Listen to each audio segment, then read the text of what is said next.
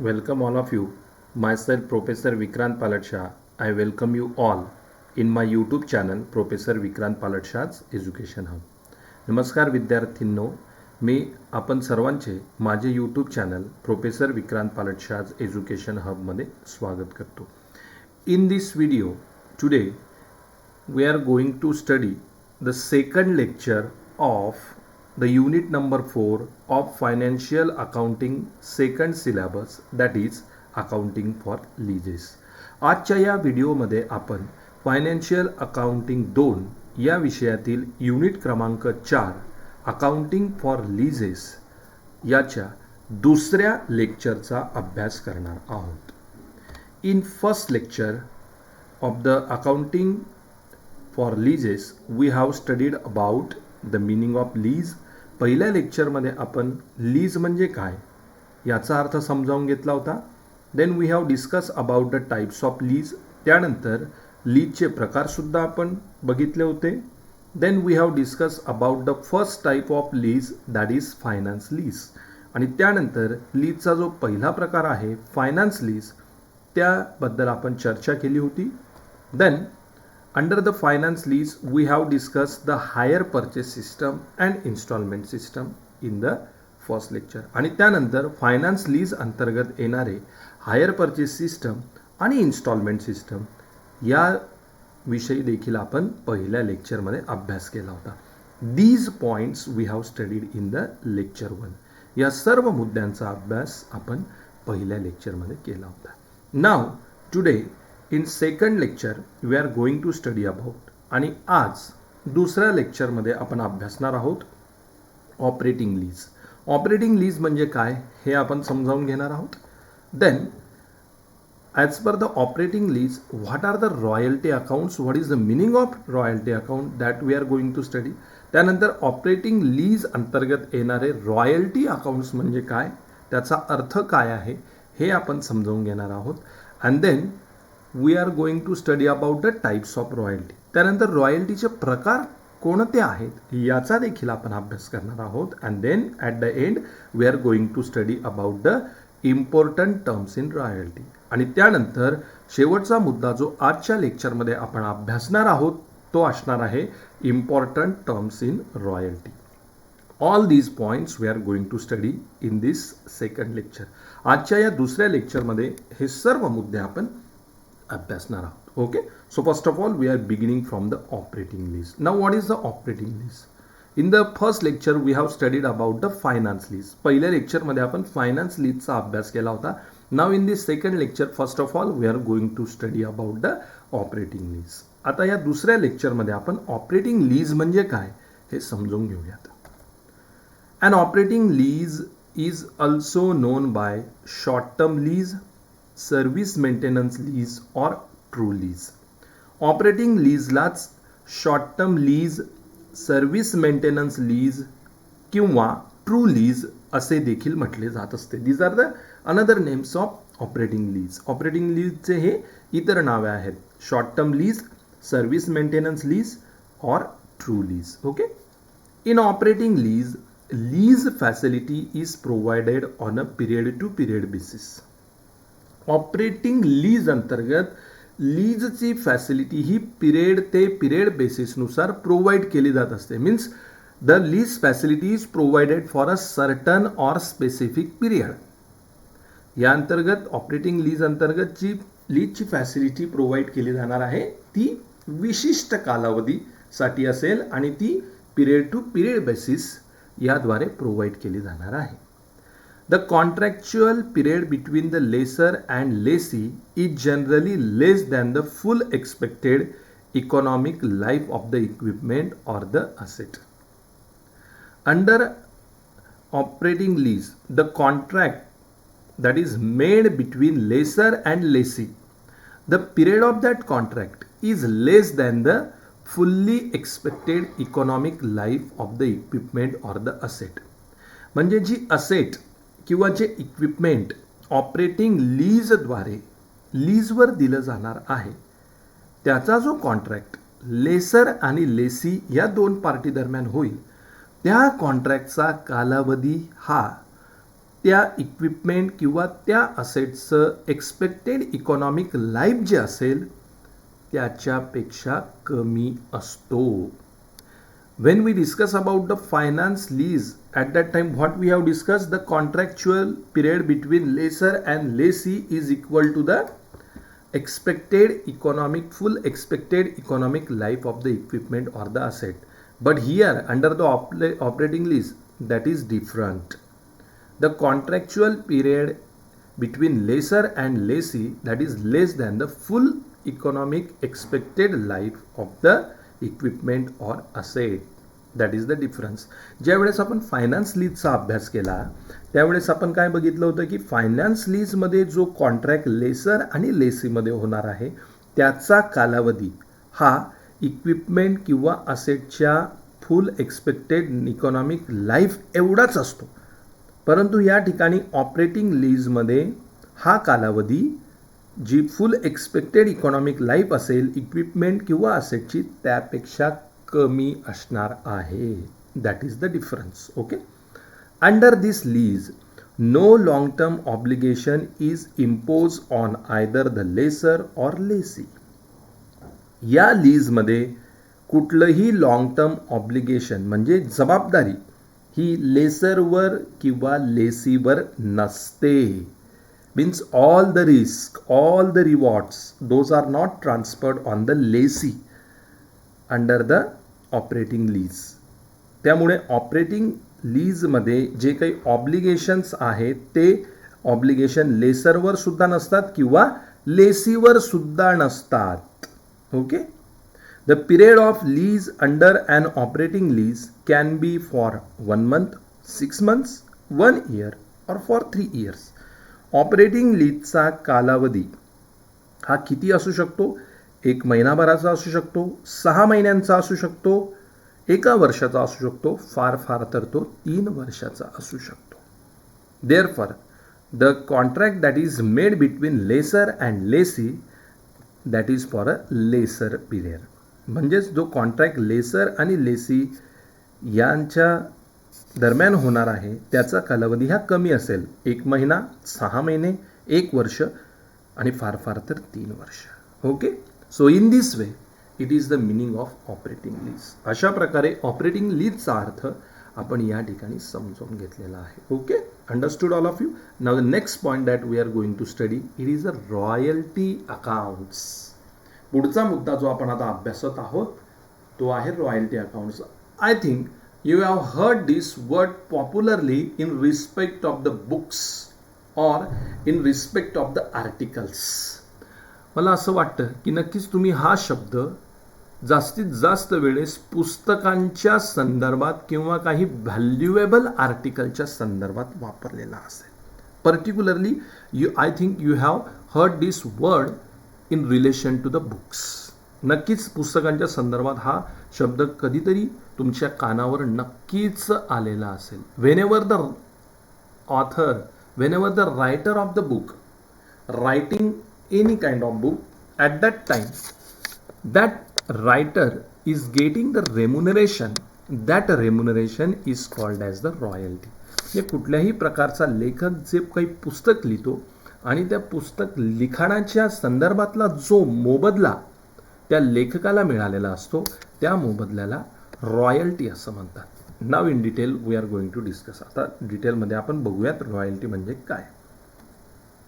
The term royalty means a periodic payment for the use of a certain property or right like mine, patents, copyright to its owner. आता royalty म्हणजे काय? Royalty हे periodic payment आहे. म्हणजे एका ठराविक कालावधीसाठी केलं जाणारं पेमेंट आहे. But for what? कशासाठी? For the use of a certain property or right. म्हणजे एखादी विशिष्ट प्रॉपर्टी किंवा त्या प्रॉपर्टी संदर्भातला जो राईट आहे, मालकी हक्क आहे, त्याचा वापर करण्यासाठी हे पेमेंट केलं जात असतं. आता कुठल्या प्रकारचा राईट असेल, कुठल्या प्रकारची प्रॉपर्टी असेल, for example mine, patents, copyright. तर एखादी माइन असेल म्हणजे खान आपण त्याला मराठीत म्हणतो, पेटंट्स असतील, कॉपीराईट असतील, यांचा जो ओनर आहे, यांचा ओनर त्याच्याकडे असणारा राईट, त्याच्याकडे असणारा अधिकार हा दुसऱ्या व्यक्तीला हस्तांतरित करतो आणि ती दुसरी व्यक्ती या राईटचा उपयोग करून इन्कम मिळवते आणि त्या संदर्भातलं जे पिरियॉडिक पेमेंट ओनरला केले गेलेलं असेल त्या पेमेंटला रॉयल्टी असे म्हटले जाणार आहे. For example mines, there are various mines. Gold mines are there, coal mines are there, silver mines are there, petroleum mines are there, many kind of mines. And those mines, those are operating on a land. That land is owned by a particular person.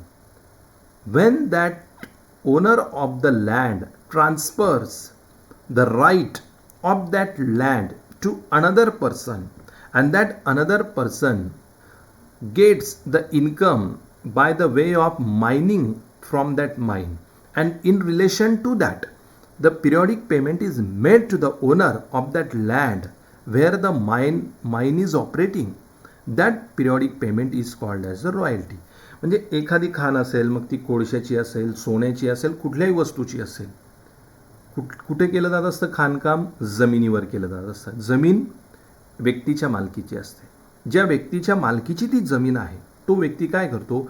दुसऱ्या व्यक्तीकडे ती जमीन हस्तांतरित करतो आणि मग ज्या व्यक्तीकडे ही जमीन हस्तांतरित झालेली आहे ती व्यक्ती खाणकामाच्या माध्यमाने त्या जमिनीद्वारे उत्पन्न मिळवते आणि मग मिळवलेल्या उत्पन्नासंदर्भातलं जे काही पिरियॉडिक पेमेंट त्या जमिनीच्या मालकाला केलं जाणार आहे त्याला रॉयल्टी असं म्हटलं जाईल.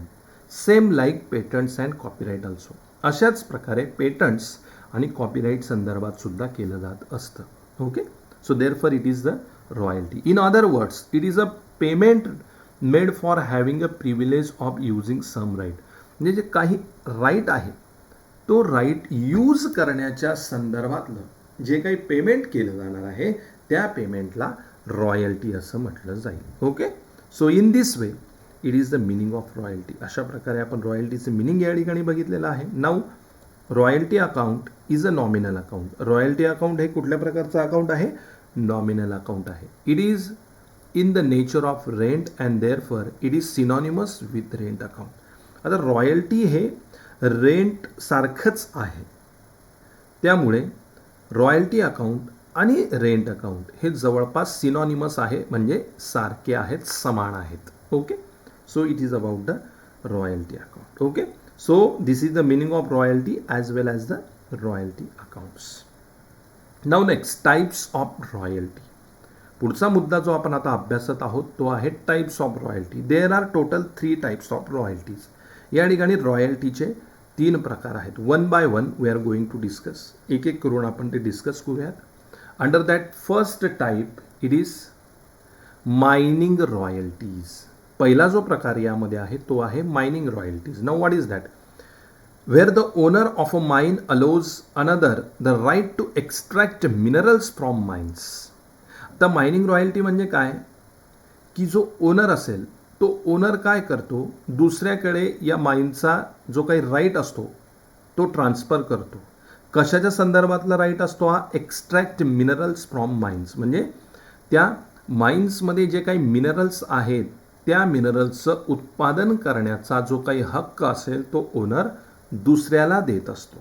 अशा प्रकारच्या रॉयल्टीजला मायनिंग रॉयल्टीज असं म्हटलं जातं.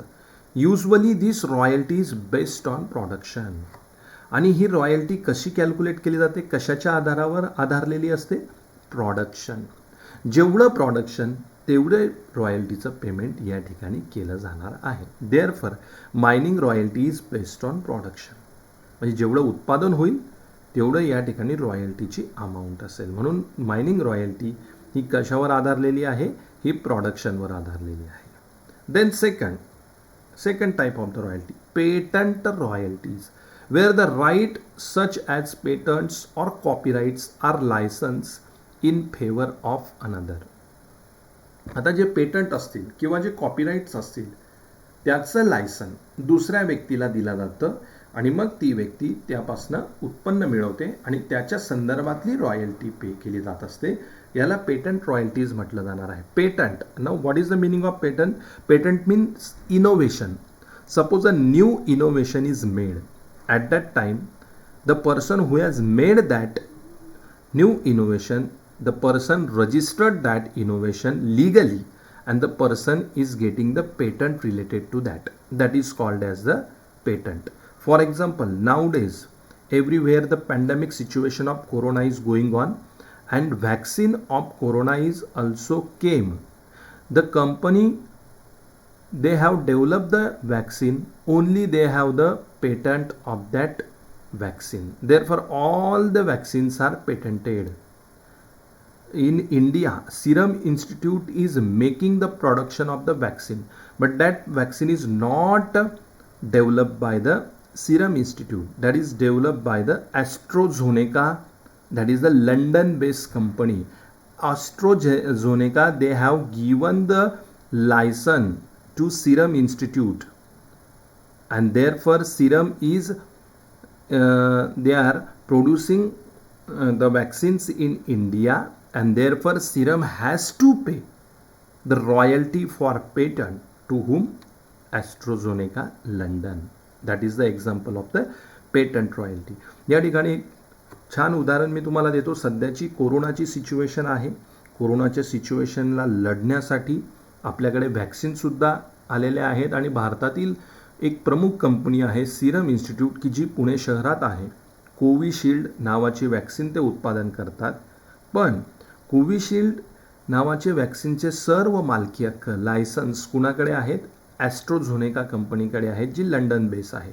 आणि या ॲस्ट्रोझोनेका कंपनीने लायसन हे भारतात उत्पादनासाठी सिरमला दिलेले आहेत, आणि त्यानुसार सिरम या ठिकाणी उत्पादन करते. परंतु त्याचं पेटंट जे आहे ते कुणाकडे आहे? ॲस्ट्रोझोनेकाकडे आहे. त्यामुळे सिरमला ॲस्ट्रोझोनेकाला रॉयल्टी ही पे करावी लागत असते. या रॉयल्टीला पेटंट रॉयल्टी असं म्हटलं जातं. Okay. Usually this royalty is also based on the production.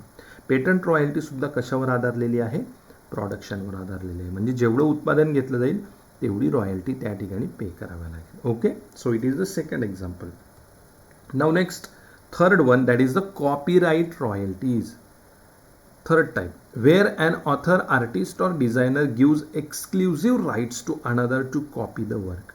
म्हणजे ऑथर असेल, आर्टिस्ट असतील, डिझायनर असेल, त्यांनी स्वतः लिहिलेलं पुस्तक, स्वतः निर्माण केलेलं आर्टिकल किंवा स्वतः डिझाईन केलेलं काहीतरी वस्तू, या संदर्भातले जे काही राईट असतील ते कॉपी करण्याचा अधिकार दुसऱ्याला दिलेला असतो, आणि त्याच्या संदर्भातली जी काही रॉयल्टी असेल त्या रॉयल्टीला कॉपीराइट रॉयल्टी असं म्हटलं जात असतं. Okay. Usually this royalty is based on cells.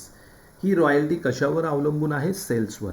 म्हणजे एखाद्या पुस्तकाच्या संदर्भातलं कॉपीराइट रॉयल्टी असेल तर जेवढा खप त्या पुस्तकाचा होईल, म्हणजे जेवढ्या प्रती त्या पुस्तकाच्या विकल्या जातील तेवढी जास्त रॉयल्टी त्या लेखकाला मिळणार आहे. Okay. So in this way these are the 3 types of the royalty. अशा प्रकारे हे रॉयल्टीचे 3 प्रकार आहेत: mining royalties, patent royalties and copyright royalties. Okay, these are the types of royalty. Now the next point that we are going to study, important terms in royalty. आता royalty मध्ये काही महत्त्वाच्या संकल्पना आहेत ते समजून घेणं आपल्याला आवश्यक आहे. Because on the royalty further we have to solve a practical problem. आपल्याला रॉयल्टीच्या संदर्भात काही अकाउंटिंग प्रॅक्टिकल प्रॉब्लेम सुद्धा सॉल्व करायचे आहेत. त्यावेळेस या टर्मिनॉलॉजी आपल्याला त्या ठिकाणी उपयोगात येणार आहे. Therefore all this term we have to understand. In that first one, lesser. He is the landlord or owner of the fix asset or property. म्हणजे ज्या प्रॉपर्टीच्या संदर्भात, ज्या फिक्स असेटच्या संदर्भात रॉयल्टी पे होणार आहे, त्याचा जो कोणी ओनर असेल, त्याचा जो कोणी लँडलॉर्ड असेल, त्याला काय म्हटलं जाणार आहे? Lessor. Number second, lessee. Next is lessee. He is the one who has taken the asset or property from the lessor for utilization purpose. Lessee ही अशी व्यक्ती आहे की ज्या व्यक्तीने लेसरकडनं युटिलायझेशन पर्पज म्हणजे युटिलायझेशनच्या हेतूने, वापर करण्याच्या हेतूने असेट किंवा प्रॉपर्टी घेतलेली आहे. अशा व्यक्तीला काय म्हटलं जाणार आहे? Lessee. Next one, lease agreement. It is the agreement which binds the lessor and lessee by the terms and condition of the lease or for the royalty. Lease किंवा रॉयल्टीच्या टर्म्स अँड कंडिशनच्या संदर्भात जे ॲग्रीमेंट लेसर आणि Lacey यांच्या दरम्यान होणार आहे त्या ॲग्रीमेंटला लीज ॲग्रीमेंट असं म्हटलं जाईल. Okay. Next, rate of royalty. It is the rate per unit of output which the lessee is required to pay royalty to the lessor. आता रेट ऑफ रॉयल्टी म्हणजे जे काही आउटपुट, जेवढे काही आउटपुट युनिट प्रोड्यूस केले जातील त्या प्रत्येक युनिटनुसार ज्या रेटने लेसरला रॉयल्टी पे करायची आहे त्या रेटला काय म्हटलं जाणार आहे, रेट ऑफ रॉयल्टी. म्हणजे जेवढे युनिट प्रोड्यूस होतील त्या पर युनिटनुसार लेसरला जी रॉयल्टी पे करेल त्या रेटला रेट ऑफ रॉयल्टी असं म्हटलं जाणार आहे. Okay. The next, minimum rent. That is the most important concept in the royalty. This is the minimum amount which is to be paid by the lessee to the lessor per year irrespective of output drawn. काही minimum amount दरवर्षी लेसीकडून लेसरला पे करणं आवश्यक असतं. मग त्या ठिकाणी output कितीही असो, समजा आउटपुट कमी असेल, आउटपुट जास्त असेल, तरी ही मिनिमम अमाऊंट लेसीकडनं लेसरला पे केली जात असते. या अमाऊंटला काय म्हटलं जाणार आहे, minimum rent. Okay. This is also termed as dead rent or rock rent or fix rent. Minimum रेंटला काय म्हटलं जात असतं, डेड रेंट, रॉक रेंट किंवा fix rent. Okay. The next, short working. This is also the important. It is the difference between minimum rent and royalty payable. Short working काय आहे, difference आहे. कशातला difference, minimum rent and royalty payable. म्हणजे जेवढी royalty पे करायची आहे आणि जेवढा मिनिमम रेंट आहे त्या दोघांमधला डिफरन्स म्हणजे काय, शॉर्ट वर्किंग्स. शॉर्ट वर्किंगचा फॉर्म्युला काय आहे, short workings is equal to minimum rent minus royalty payable.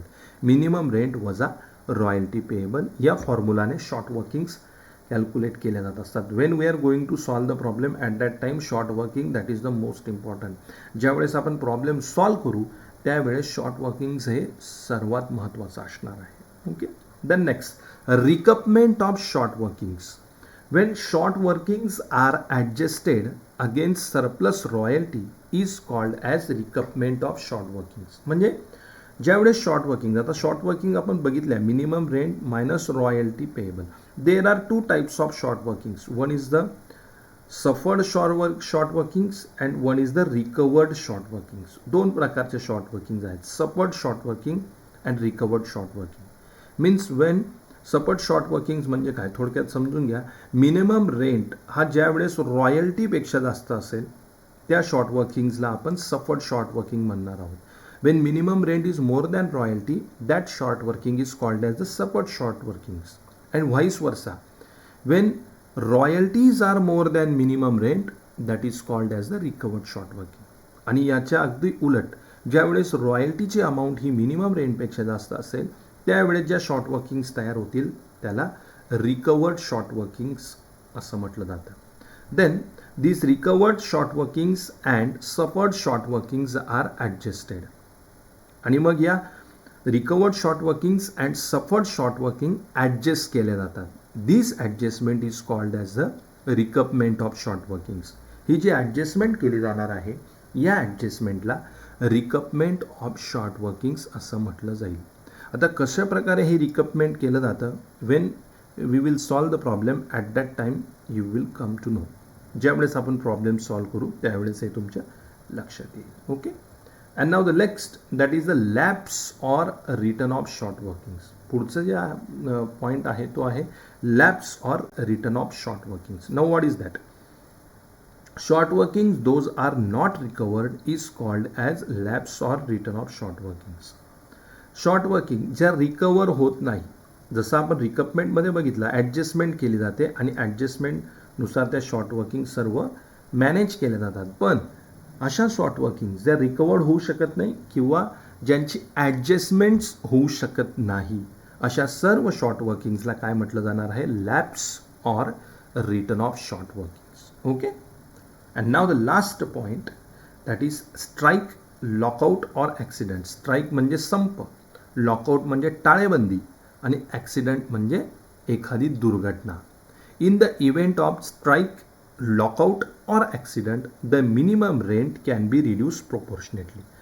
ज्यावेळेस संप झालेला असेल, लॉकआउट म्हणजे टाळेबंदी असेल किंवा दुर्घटना घडलेली असेल, अशा कालावधीमध्ये मिनिमम रेंटची अमाऊंट प्रपोर्शनेटली कमी होते. म्हणजे जेवढ्या कालावधीसाठी स्ट्राईक, लॉकआउट, ॲक्सिडेंट असेल तेवढ्या कालावधीसाठी मिनिमम रेंट हा पे केला जात नाही. The amount of minimum rent is proportionately reduce. Okay, so in this way these are some important terminologies in the royalty. अशा प्रकारे ह्या काही महत्त्वाच्या टर्मिनॉलॉजीज या ठिकाणी रॉयल्टीमध्ये आहेत. Okay, so for this lecture we stop here. या लेक्चरला आपण या ठिकाणी थांबूयात. And in the next lecture we are going to study this point. आणि मग पुढच्या लेक्चरमध्ये आपण हे मुद्दे अभ्यासणार आहोत. Accounting treatment of royalty accounts, कशा प्रकारे रॉयल्टी अकाउंटची अकाउंटिंग ट्रीटमेंट आपल्याला करायची आहे. त्यामध्ये आपण फर्स्ट ऑफ ऑल बघणार आहोत journal entries in the books of lessor, लेसरच्या बुक्समध्ये केले जाणाऱ्या journal entries, and journal entries in the books of lessee, लेसीच्या बुक्समध्ये केल्या जाणाऱ्या journal entry. These points we are going to study in next lecture. पुढच्या लेक्चरमध्ये हे मुद्दे आपण बघणार आहोत. Okay, I request you all kindly subscribe my YouTube channel and press the notification icon for such videos. असेच व्हिडिओ बघण्यासाठी माझं यूट्यूब चॅनल तुम्ही सर्वांनी सबस्क्राईब करा आणि नोटिफिकेशन आयकॉनवर देखील प्रेस करा. Thank you all of you.